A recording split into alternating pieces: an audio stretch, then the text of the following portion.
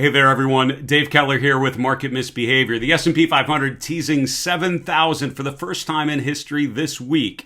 Why is 7,000 an important level? Honestly, it's just a number, but I did promise viewers of my daily market recap show, Chart This with Dave Keller, that if and when the S&P would close above 7,000 for the first time, I would play my trumpet on the air. Let's just say I have the trumpet out, oiled up, ready to go, done some warm-ups, just in case it happens tomorrow, but it hasn't quite happened yet.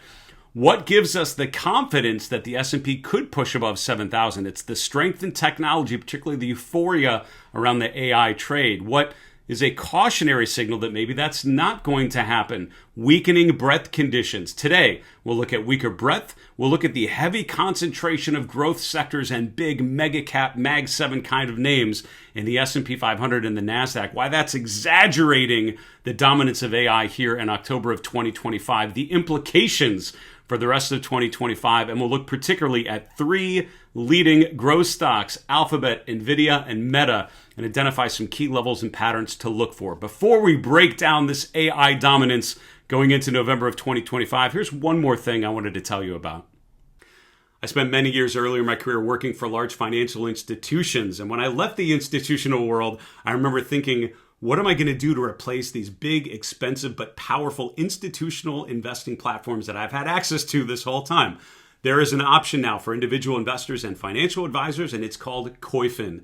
Koyfin really combines some of those great capabilities of the big, expensive institutional platforms, along with some capabilities really optimized for financial advisors and high net worth individuals, and puts it in a very low cost, underpriced package on a web-based platform compared to the possibilities that you can achieve by using said platform. One of the features I love to use on Koyfin are the ETF holdings. You can take an ETF, you can like the QQQ, you can look at the biggest weightings, you can look at weightings by sector, you can run some basic attribution analysis. So for ETFs that you own or that you're considering owning, doing the due diligence of really understanding the exposures you're going to get is super important and super powerful for your portfolio. If you go to marketmisbehavior.com/Koyfin, you can get 10% off any new membership. I hope you will check it out, and I hope you will find it as meaningful and powerful and impactful as I have found myself. Now let's get back to the charts.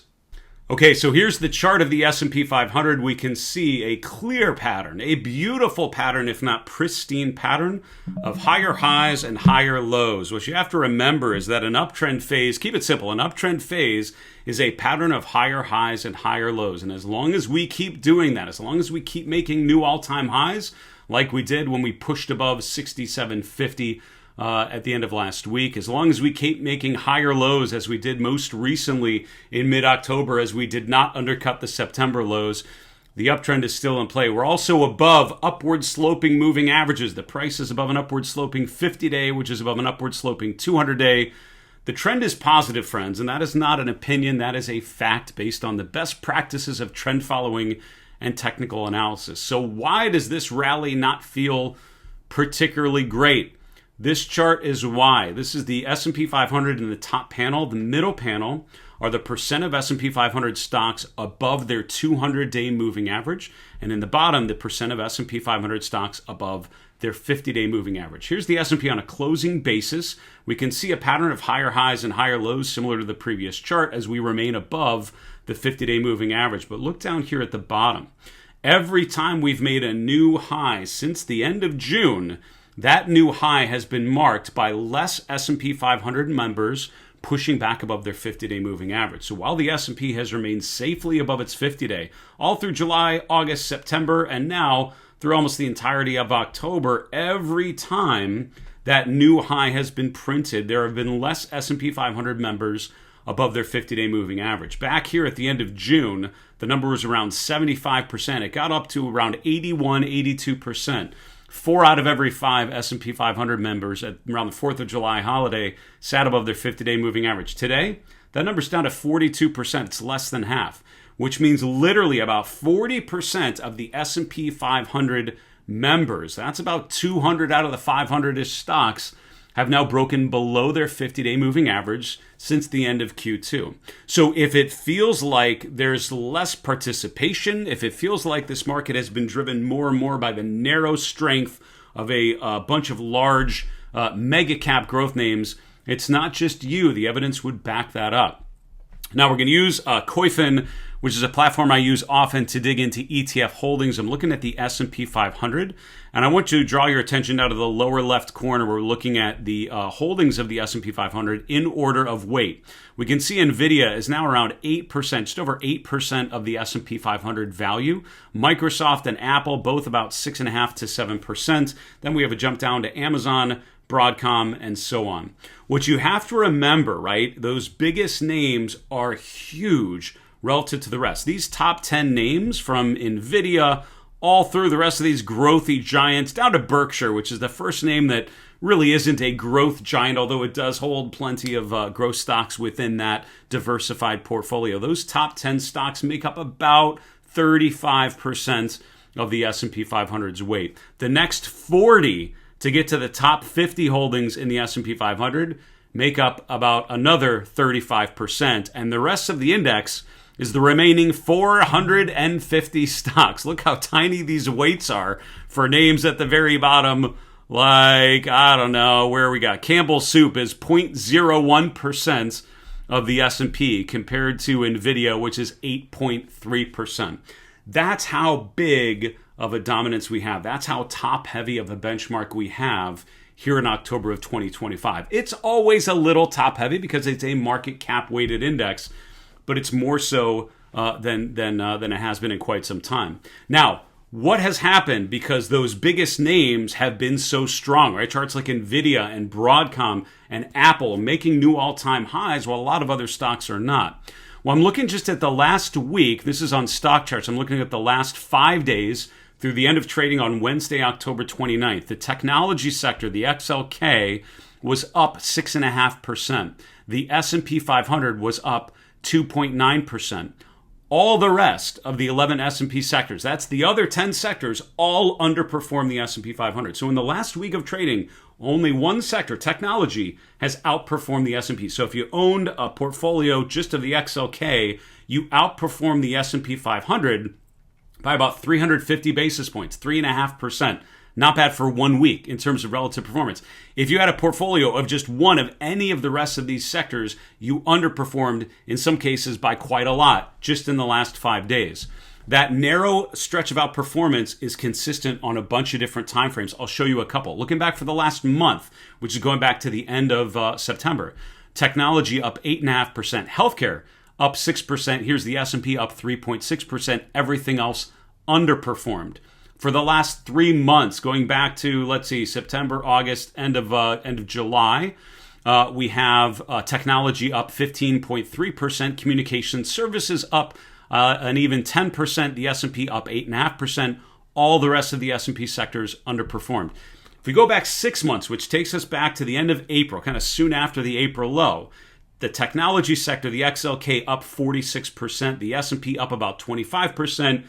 Everything else underperformed. So on each of those timeframes, from the last week to the last 6 months, unless you owned one or two of those top sectors, you most likely underperform the S&P, which means if you own a portfolio of stocks and you're diversified away from tech, it just has been almost impossible to outperform the S&P 500. Another way to illustrate that, by the way, is we can look at an ETF like the SPXT. This is a kind of a smaller ETF, only about 200 million or so in assets under management, but data is good enough, I think, to use for our purposes here.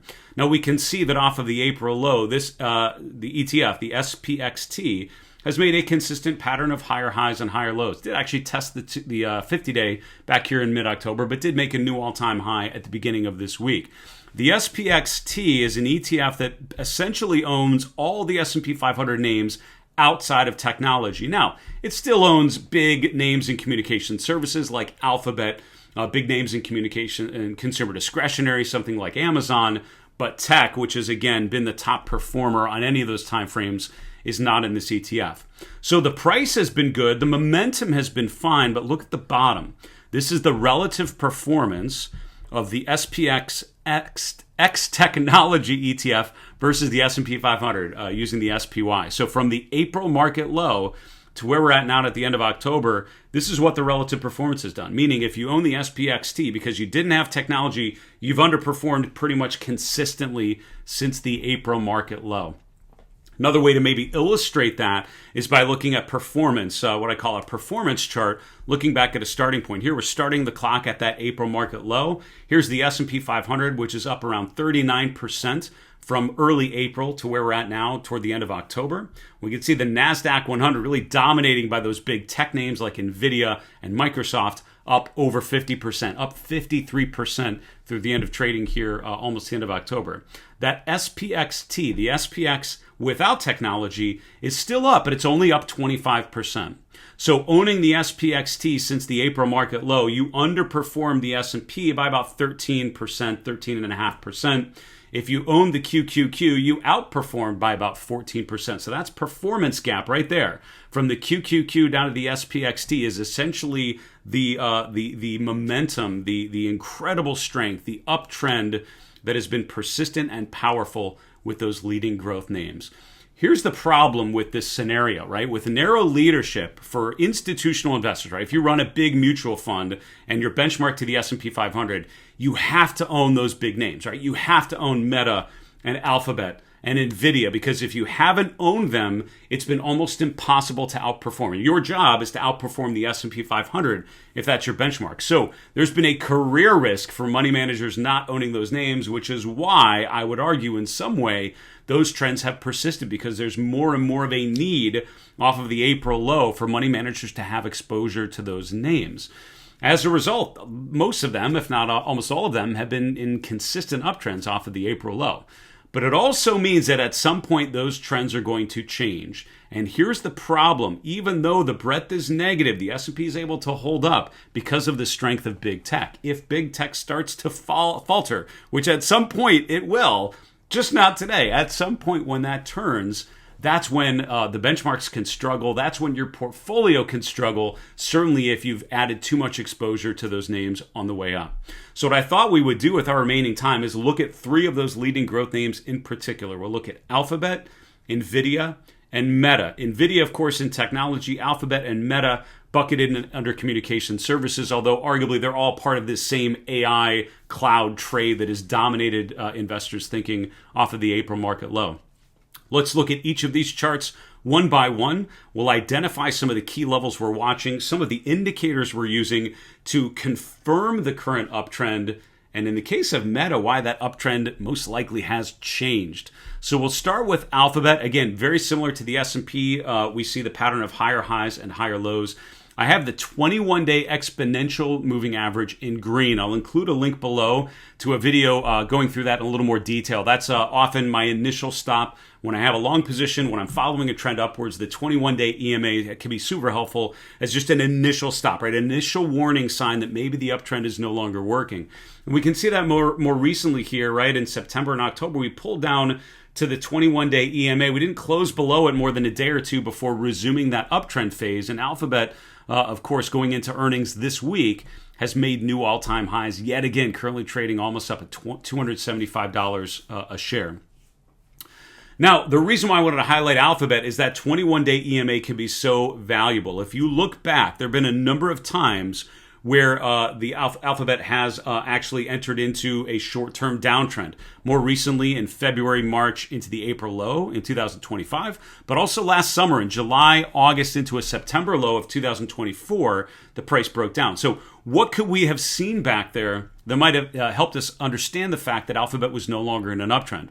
Well, we broke the 21-day EMA first, then we broke the 50-day moving average. And I think that 1-2 punch of failing at the 21-day EMA, failing at the 50-day was a great signal here in July of 2025 that we were in a period of short-term weakness.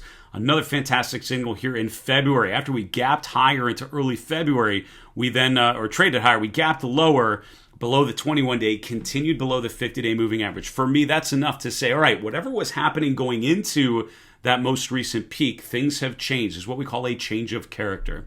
So watching the chart of Alphabet, quite simply, I'm watching for the 21-day EMA. I review charts like Alphabet, these big names, every day, often multiple times a day, just looking at where we're at relative to key levels that are of interest to me. As long as Alphabet holds the 21-day EMA, I'm inclined to think this chart is in a position of strength.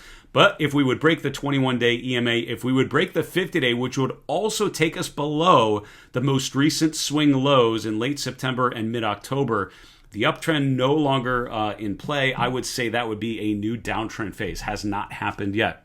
Nvidia, of course, part of that group of semiconductor stocks. There have been others, KLAC, mPower, and others that have had these incredible runs to the upside. Nvidia resurging higher after testing its 50-day moving average. Note that the 50-day held pretty well in October. We did have some violation of the 50-day back here in September, but we ended up making a new swing high at the beginning of October, which sort of cleared the way for the most recent new all-time high, pushing above $210 for Nvidia. Now, back at these previous points, particularly this point in November and December of 2024, similar to what we talked about with Alphabet, Nvidia broke the 21-day EMA, broke the 50-day here in December. We ended up failing to break above the previous peaks, and this was the beginning of a multi-month decline, lower highs and lower lows going into the low in April. But what I want to point out with the chart of Nvidia is the benefit of looking at RSI.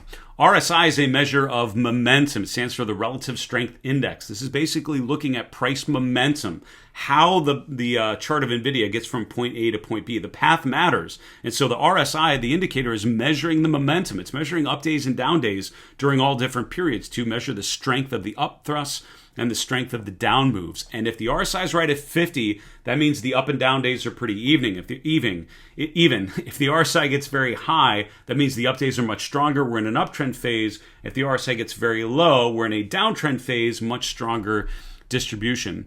In an uptrend phase, the RSI will rarely get below 40 because the strength of those up days overwhelms any selling pressure along the way. But if the price starts to break down and when the RSI starts to fail to hold 40, and even worse, when we have rallies but the RSI fails to get above 60, this indicates that we're rotating from a bullish phase where the RSI should be getting overbought more to a bearish phase where the RSI can't get above 60. When the RSI finally pushes above 60 and becomes overbought again, that often is the end of the bearish phase and the beginning of a new phase. That was one of the great signals looking back coming off of the April low in mid-May, that sign from Nvidia where the RSI finally pushed above 60 and became overbought as we blew above the 200-day moving average. That's a great signal of a new uptrend phase. Most recently, the RSI has held 40 on these tests of the 50-day moving average. At some point, we're going to sell off, and at some point, we're going to rally, and the RSI is not going to get above 60. And for me, that would be a big red flag on the chart of Nvidia. So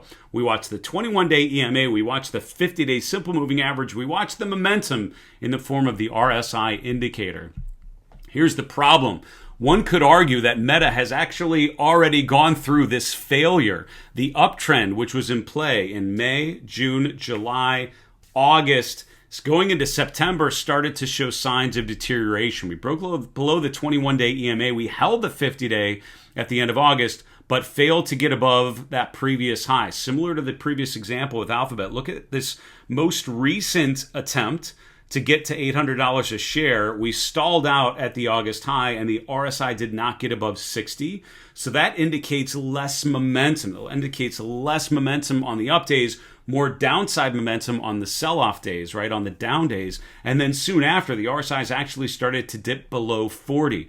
Most recently, we've attempted to get above the 50-day moving average. If that can hold, that would be pretty bullish. The problem is the RSI for now is stalling out at 60. So if we have this pattern where the RSI can't get above 60, I'm inclined to think that Meta's no longer in an uptrend phase and really in a confirmed downtrend phase of lower highs and lower lows with the RSI more in a bearish frame of reference. What do you think about these three charts? Alphabet, Nvidia, and Meta. What are you using to remain in those trends as long as possible? What technical indicators and approaches are you using? Make sure you drop a comment below and let me know. I'd love to know what tools and techniques you're using. Maybe I can dig into them a little bit further on a future video. If you want to continue to follow these charts and how they play out in the days and weeks to come, don't miss my daily market recap show called Chart This with Dave Keller. We put that out every weekday after the close, and certainly would welcome your questions in the comments section as well. For Market Misbehavior, I'm Dave Keller. Have a great one. And remember, it's always a good time to own good charts.